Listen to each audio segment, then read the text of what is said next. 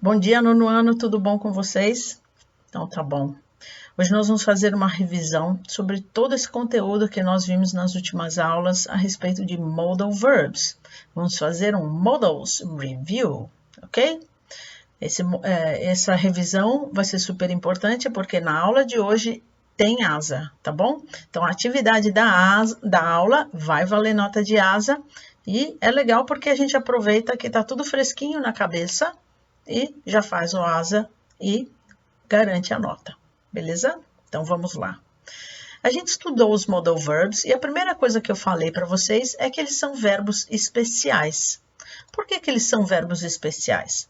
Primeiro, porque eles trazem um novo significado ao verbo principal. Eles trazem um novo sentido, um sentido a mais no verbo principal, eles dão aquela modificadinha. Então, às vezes o verbo é ter, e daí com o modal verb é poder ter, ser proibido ter, ou deveria ter, ou alguma coisa assim, tá bom? Ser aconselhável ter, ou qualquer coisa assim. Então, eles mudam um pouquinho o sentido do verbo. E a outra coisa é que eles funcionam sintaticamente, né, gramaticalmente, como verbos auxiliares. Então, olha o que eles têm em comum com os verbos auxiliares, gente.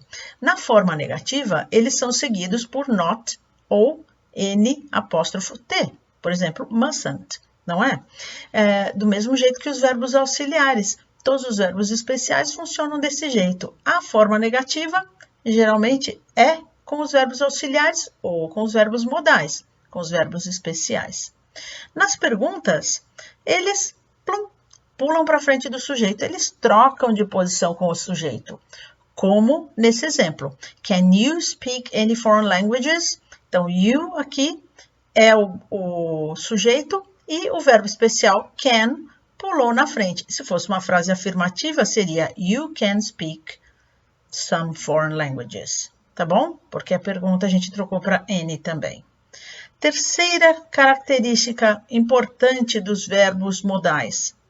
Eles têm apenas uma forma. Eles não mudam de jeito nenhum por nada nesse mundo, tá bom? Eles podem ter mais de um significado, dependendo do contexto, mas eles não mudam.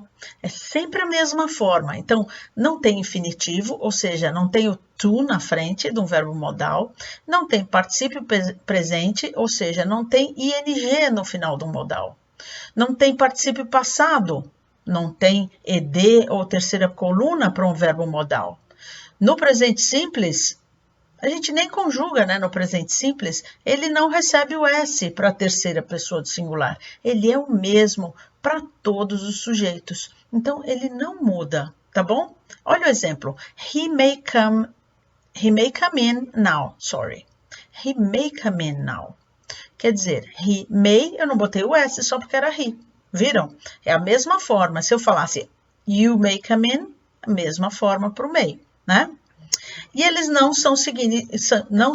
eles são seguidos, aliás, por um infinitivo sem o to, ou seja, toda vez que eles estão na frase, o verbo que vem depois, e sempre tem que ter um verbo, porque eles funcionam modificando um verbo, né? Eu não posso simplesmente virar para você e falar assim, you can, e você vai ficar esperando eu te contar o que é que você pode fazer, não é?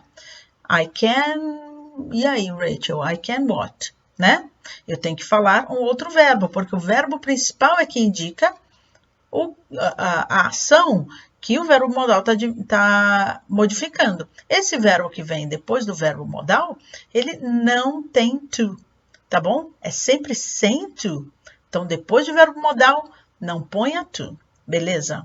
Vamos seguir. Nós estudamos diversos significados para os verbos modais. E vamos rever aqui a maior parte deles e como a gente se expressar dessa maneira. Então, para modificar, indicando uma habilidade, ability, or inability, ou falta de habilidade, falta de capacidade, eu uso can ou can't, se for no presente ou no futuro, e could ou couldn't, se for uma coisa passada. Olha os exemplos. No presente, Helen can speak 3 languages. Quer dizer que a Helen, agora, ela tem a habilidade de falar 3 línguas. Ou na negativa, I can't understand what this writer means. Eu não consigo, eu não tenho essa capacidade, essa habilidade de entender o que esse escritor quis dizer com isso. No passado, vamos ver os exemplos. If I could plan my essays more efficiently, they wouldn't take me so long. Se eu pudesse planejar, se eu planejasse, né? Se eu fosse capaz de planejar as minhas redações mais eficientemente, elas não levariam tanto tempo, elas não demorariam tanto tempo para ser escritas. Ou, na negativa, I couldn't understand my essay, only got a grade C. Eu não consegui entender por que a minha redação só teve a nota C.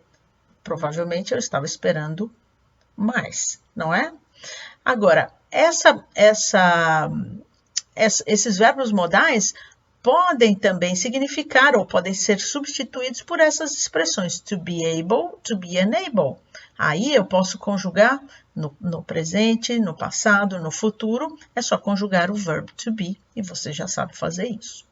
Vamos para o próximo significado, possibility. Então, para indicar possibilidade, eu vou usar may ou may not, might ou might not, lembra o could, para indicar uma possibilidade no presente ou no futuro. Ou, por exemplo, may and might são usados para falar sobre coisas específicas e can é usado para falar sobre coisas mais gerais, tá bom? Vamos ver os exemplos. Your computer may crash, so always back up your files. Seu computador pode dar pau, da tela azul. Então, sempre faça backup dos seus arquivos. Ou, don't worry about the test. It might not be very hard. Não se preocupe a respeito da prova. Ela pode não ser tão difícil, tá bom? Agora, quando eu estou falando de modo geral, eu posso falar computers can crash, because sometimes they do, they crash. Então, os computadores podem dar pau, parar de funcionar, dar tela azul. Às vezes acontece isso com eles, não é? Então, aqui eu estou falando de maneira geral e no exemplo com may ou might ou could, eu estou falando de um caso específico do seu computador. Vamos lá para obrigação, que eu estou chamando de strong obligation. Então, nós vamos usar must ou mustn't. E a gente também pode usar have to ou have got to, tá bom? Have got to a gente nem estudou, então esquece, nem precisa falar. Have to não é verbo modal, é uma expressão, né? Então, vamos olhar aqui, ó. Must refers to strong present and future obligations imposed or accepted by the speaker. Então, gente, quando eu falo must, quer dizer que eu estou falando de regras, de leis, tá bom? Agora, se eu uso have to refers to strong obligations in the present and the future that are not imposed. The speaker may be distancing himself from the obligation. Então, aqui são normas, mas não fui eu que impus essas normas, tá bom? Eu estou me distanciando dessas normas. Então, se eu falo I must go home now and write an assignment, é diferente de I have to go home now and write an assignment, tá bom? Por quê? I have to go home now é porque alguém determinou que eu tenho que ir para casa agora, tá bom? No passado, had to, tá bom? Have to e must é presente e futuro. Agora, vamos falar de obligations, sobre proibição. Então, a gente estava falando de obrigação, o must, na forma negativa, vira uma proibição. Então, se eu falo mustn't, quer dizer que é proibido, tá bom? When writing essays, you mustn't copy from the internet. Quando escrevendo uma redação, você está proibido, não pode copiar da internet. Agora, Quando eu falo don't have to ou doesn't have to, apesar de have to e must serem sinônimos na forma afirmativa, na negativa eles têm significados diferentes. Então, don't have to significa que você não tem a obrigação. Se você quiser, você faz. Se você não quiser, também não precisa fazer. Olha o exemplo. We don't have to attend the lecture as we've finished our essays. Então, a gente não precisa estar presente ou comparecer à palestra porque nós já terminamos a nossa redação, nosso trabalho, tá bom? Então, mustn't e don't have to têm sentidos muito diferentes, fiquem atentos para isso. Agora vamos falar sobre weak obligation and weak prohibition, que na verdade é um advice. Eu estou falando uma coisa que você deveria fazer, não é obrigação, mas seria melhor se você fizesse. Então eu uso should ou shouldn't. Aqui também está falando do ought to, mas não vamos trabalhar com ought to. Eu não expliquei, apesar dele ser um sinônimo para should, tá bom? Então, vamos ver os exemplos. You shouldn't spend so much time playing computer games. Quer dizer, você não deveria gastar tanto tempo, desperdiçar tanto tempo jogando jogos de computador. Ou, you should spend more time studying and less time playing computer games. Você deveria gastar mais tempo estudando do que jogando joguinhos de computador. Entenderam? Então, é no sentido não de obrigação ou proibição, mas de um conselho, tá bom? Vamos lá. Certainty. Agora, certainty é quando eu tenho quase certeza absoluta. Eu não tenho 100% de certeza, mas eu tenho certeza quase que absoluta que uma coisa só pode ser desse jeito ou não pode ser desse jeito. Eu uso must para as coisas que eu acho que só podem ser desse jeito, afirmativas, tá bom? E eu uso can't ou couldn't quando eu acho que alguma coisa certamente é falsa, ou seja, não pode ser isso, tá? Então vamos ver aqui vamos ver os exemplos.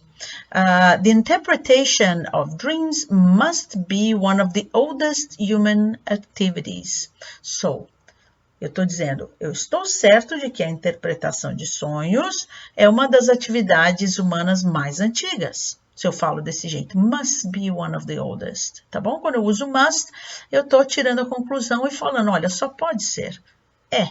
No meu entendimento, 99% de chance de que é. Olha a frase negativa, dreaming about the forest can't mean that I want to escape. Because I'm very content with my life.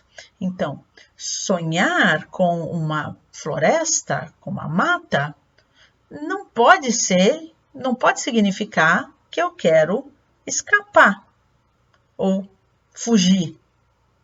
Porque eu estou muito feliz com a minha vida. Então, quando eu estou tirando conclusões a respeito de alguma coisa, eu uso must para conclusões afirmativas, coisas que eu acho que são desse jeito, que só podem ser desse jeito, e can't ou couldn't para coisas que eu acho que impossível, praticamente impossível que seja desse jeito. Beleza, gente? Vamos seguir? Agora, nós vamos fazer o exercício de asa. Tem duas frases. Tem uma explicando o sentido. Então, você vai ter que entender a primeira, ver qual é o sentido. Para daí encontrar qual é o verbo modal ou expressão que eu posso usar para completar a segunda. Elas têm que ser sinônimas, elas têm que ter o mesmo significado, ok? Então, eu quero que vocês vão lá no formulário e lá no formulário completar a atividade. Completando com um verbo modal ou uma expressão sinônima. Presta atenção, porque eu vou deixar um link lá no formulário para uma página com esse resumo todo que a gente viu hoje, esse resumão, num arquivo PDF, para você poder consultar e encontrar as melhores respostas. Combinado? See you!